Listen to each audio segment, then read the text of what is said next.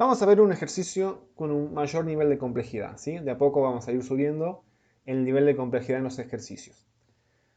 En este ejemplo número 3 me da el siguiente enunciado. Me dice que tengo n números naturales, ¿sí? Una lista de números naturales, y me dice que de esa lista determine el menor. Y me hace una aclaración al último. Me dice que ese menor existe y es único. Entendamos el problema, ¿sí? Que es la fase 1, el del entendimiento, el del reconocimiento de términos. ¿Lo entiendo el problema? Es sencillo, parece, ¿sí? Me va ingresando n números naturales, ¿sí? Uno seguido del otro, y de esos números me pide mostrar cuál es el menor. ¿Y por qué me hará esa aclaración al último?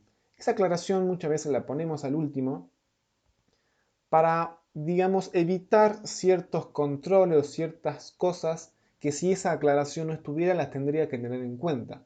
Por ejemplo, el que el menor sea único.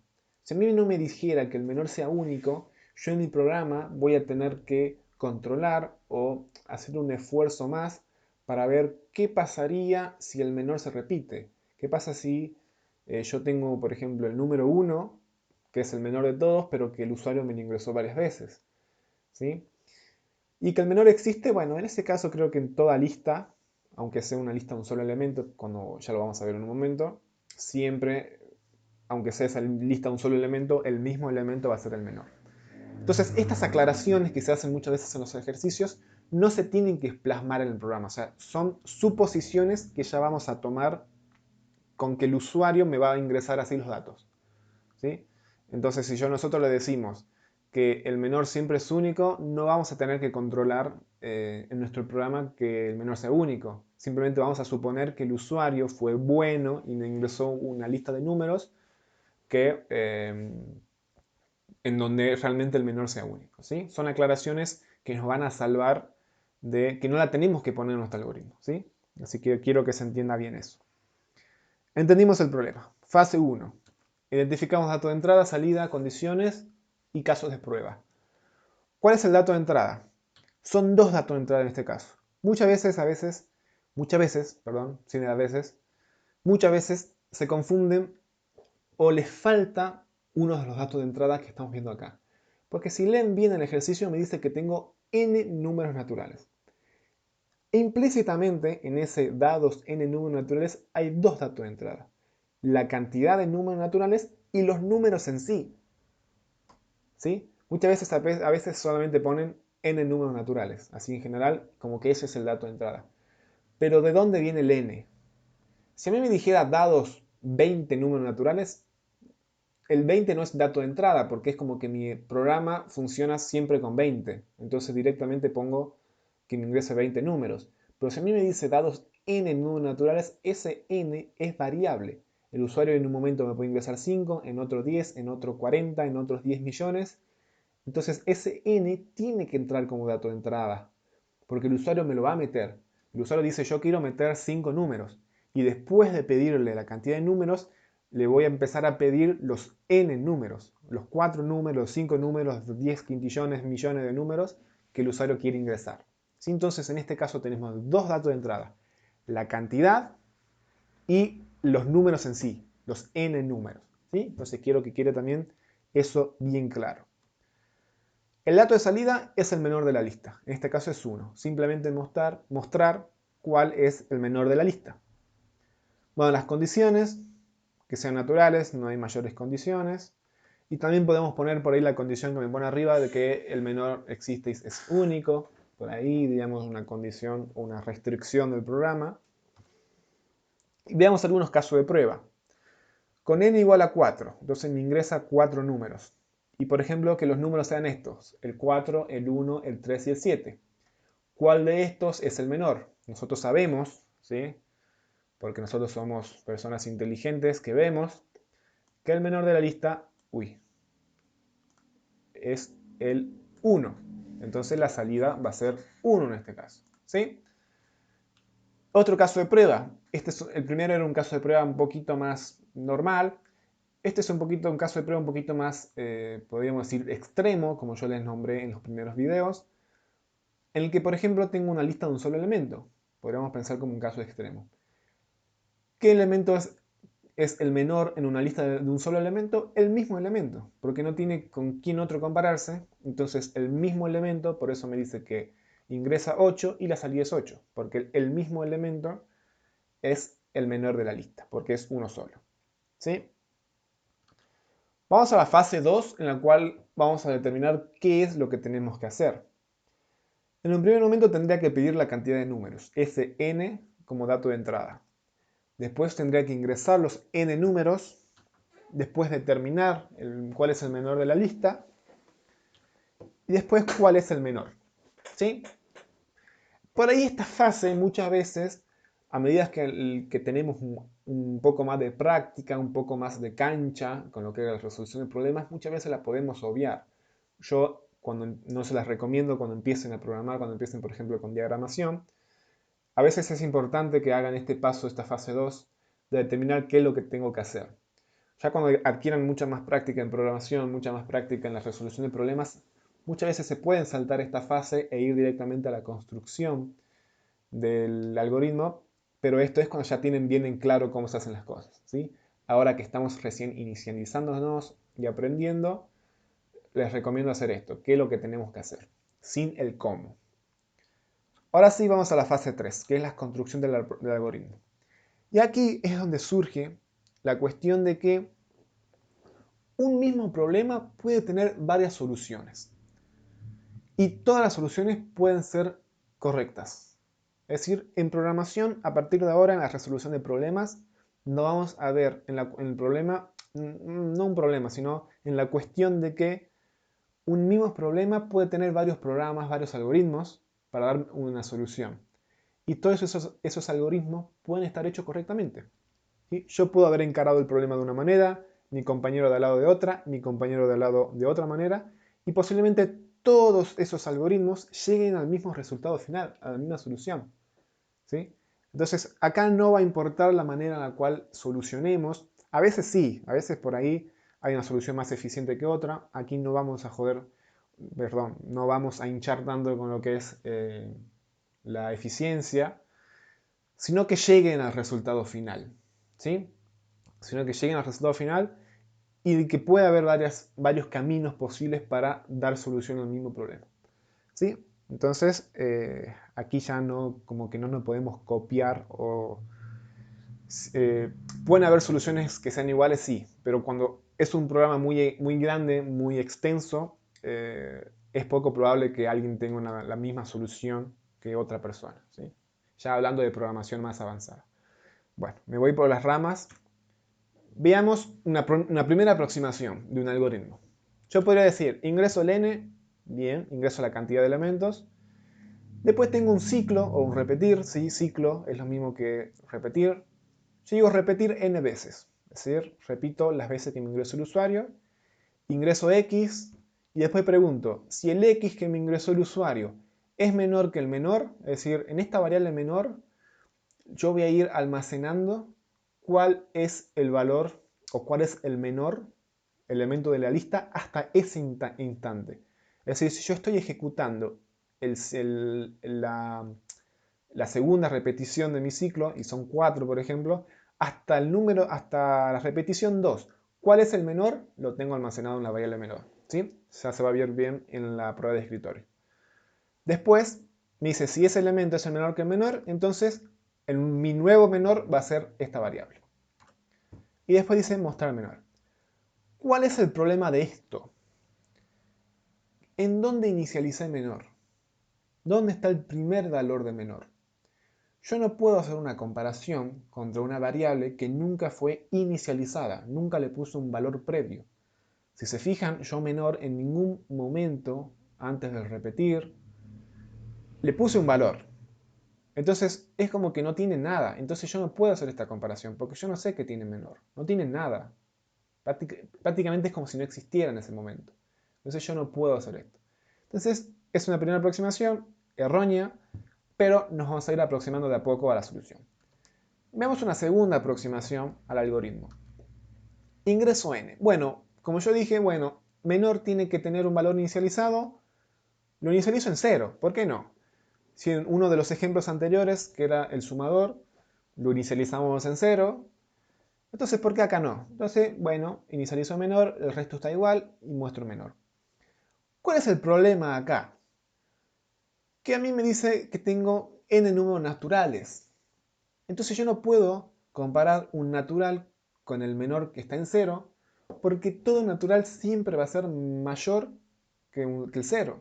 No sé si se entiende. ¿Sí? Cuando ustedes les animo a hacer la prueba de escritorio de esta segunda aproximación y se van a dar cuenta, si la hacen bien, que la cuarta instrucción que dice mostrar men les va a mostrar 0. Porque ningún natural va a ser menor que el 0.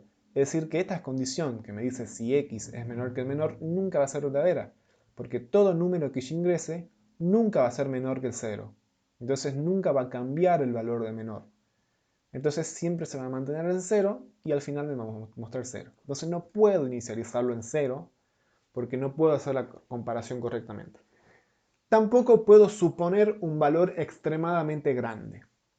¿A qué me refiero con esto? Yo digo, bueno, supongo que el usuario me va a ingresar números pequeñitos, entonces pongo que el menor valga 10 millones, ponele. No puedo hacer esa suposición, porque yo no puedo suponer qué valores me va a ingresar el usuario. Nunca puedo. Imagínense que este programa lo usa un científico que trabaja en la NASA y que es astrónomo y que hace mediciones entre planetas, entre galaxias, que son distancias enormes, de miles de millones de kilómetros de años luz. Entonces su programa, con ese 10 millones que le pusieron ustedes al principio, no les va a funcionar porque no está generalizando todos los casos posibles. Entonces, un algoritmo, un programa, tiene que funcionar para todos los casos, no solo para un caso pequeño de ellos. Bien, entonces esta aproximación tampoco. Veamos una tercera aproximación. De a poquito vamos a ir construyendo a través de aproximaciones y pensando la solución al algoritmo correcto. Entonces no lo puedo inicializar en 0. ¿En qué lo inicializo? Bueno, yo podría pensar, la primera instrucción sería igual. Yo podría pensar, pido un X, es decir, pido un número afuera. Si se acuerdan, el ingreso de los valores estaba dentro del repetir, porque el ingreso se tiene que repetir. Yo tengo que ingresar varias veces. Entonces el ingreso tiene que estar dentro del repetir. Yo puedo decir, pido un número afuera. El primer número lo pido afuera.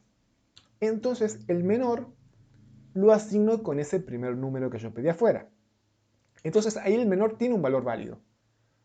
Porque si este científico me ingresa 10.400 millones como primer valor, entonces el menor ahora vale un valor válido, que es el que me ingresó el usuario, no un valor aleatorio que yo le asigné, sino un valor que me ingresó el usuario, de la lista que me ingresó el usuario. Y el resto lo dejo igual, ¿sí? Repito n veces, ingreso x y después consulto. Si x es menor que el menor que tengo antes, cambio ese menor porque ahora tengo un nuevo menor.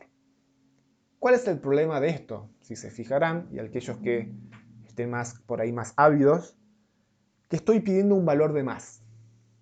Estoy pidiendo un valor de más. Porque si se fijan acá, a ver si se me parece el mouse. Veamos. Si se fijan acá en el ciclo, estoy pidiendo n veces. Y n veces estoy ingresando. Entonces, digo que me ingrese n veces, que son los n números que me pide el enunciado. Pero acá estoy pidiendo uno más. Es decir, estoy afuera, antes del ciclo, estoy pidiendo un número. Entonces, ¿cuántos números estoy pidiendo en total? N más 1. Y no n. O sea, le estoy pidiendo al usuario que me ingrese un valor extra que posiblemente no quiere ingresar él. Entonces, ¿cuál sería una solución? Y aquí vamos al correcto funcionamiento del algoritmo. A ver. En vez de pedirle que el ciclo se repita n veces, le pido que se repita n-1 veces. ¿Sí? n-1. Y acá le pido afuera del ciclo ese valor que le pedí al principio porque necesitaba asignar la variable menor con algo. Entonces, n-1 más 1, ¿cuánto me va a dar? N. Los n-1 valores que yo pedí dentro del ciclo, más el valor que pedí afuera, me va a dar los n valores que necesita el ejercicio. Entonces, de esta manera, yo llego a una solución factible y que está generalizada para cualquier número que me ingrese el usuario. Como les decía al principio, puede haber varias soluciones al problema. A algunos se le puede haber ocurrido otra y posiblemente esté mejor y sea perfecta también. Más adelante, en la unidad 2, vamos a ver otras soluciones a este componente que se llama componente de determinación de menor. ¿Cómo hago para determinar el menor sin pedir un valor afuera? Es decir, que todos los valores se pidan dentro del ciclo. ¿Sí? Espero que se haya entendido cómo fuimos razonando de a poco el algoritmo. Si no, la ventaja de los videos es que pueden ir retrocediendo para atrás e ir viendo paso por paso cómo lo fui explicando y cómo determinando y cómo llegué al algoritmo correcto. Hagamos la prueba de escritorio. ¿Sí? Hagamos la prueba de escritorio para el caso que teníamos acá, que era con N4. ¿Sí? Después lo invito a inventarse ustedes una prueba de escritorio y corroborar que el ejercicio funciona. Y primera instrucción me dice ingresar n. Ya lo ingresé, 4. Segunda instrucción me pide ingresar un x. ¿Cuál x tenemos acá? El 4. Ingreso el x, instrucción 2. Instrucción 3, que el menor sea igual a x. ¿Listo? ¿Cuánto vale x? 4. Ahora, ¿cuánto vale menor? 4, lo que vale x. Y me dice repetir n-1 veces. ¿Sí? Lo que yo puedo hacer acá, para no marearme, por ejemplo, es poner hasta dónde tiene que ir el ciclo. Por ejemplo, lo puedo meter acá, que donde el n es la variable. Cuando veamos en la próxima unidad ciclos, vamos a ver que existe una variable que controla el ciclo. Por ahora lo voy a meter por acá. ¿Sí? n-1, ¿cuánto vale n? 4, menos 1, 3. Entonces el ciclo tiene que ir hasta 3. ¿Sí? Lo voy a poner ahí de momento. ¿Sí? Está incorrecto ponerlo ahí, pero para saber hasta dónde tengo que ir. Primera repetición. Pido otro x. ¿Cuál era el valor de x? El siguiente valor, 1. Ingreso x, este se tacha. Y después me dice, si x es menor que menor, analizo esta condición. X, que vale 1, ¿es menor que 4? Sí, x es menor que 4. Entonces el verdadero, entro al verdadero y digo menor o igual a x. Entonces, 1 y este se tacha. Terminó el sí, terminó el repetir, vuelvo, segunda repetición, ¿sí? Todavía no llegué a la tercera, ingreso otro x, que el otro x era 3, tacho e ingresa 3, ¿sí? Estoy acá. Y acá se pregunta de vuelta, ¿el 3 es menor que el valor que tiene men? ¿Cuánto tiene men? 1. ¿3 es menor que 1? No, 3 no es menor que 1. Entonces no se ejecuta el verdadero, se salta. Si se ven, acá no tengo un lado si no, no tengo un si no, y esto es válido. Vuelvo por el lado del repetir, ahora voy por la tercera repetición, que es la última. Pido el último valor que era 7, es decir, tacho este, y ingreso 7. Pregunto de vuelta, ¿7 es menor que 1? No, entonces no se hace nada. Bueno, entra en la cuarta, realidad, corrobora si se terminó el ciclo, el repetir. Si se terminó, entonces no ejecuta más. Mostrar men. ¿Cuánto muestra? 1. A ver, ¿funcionará? Efectivamente, me mostró 1, que era la salida que yo estaba esperando en mi caso de prueba. Los animo de vuelta a que prueben otro caso de prueba y que vean que realmente el ejercicio o el algoritmo mejor dicho, funciona correctamente.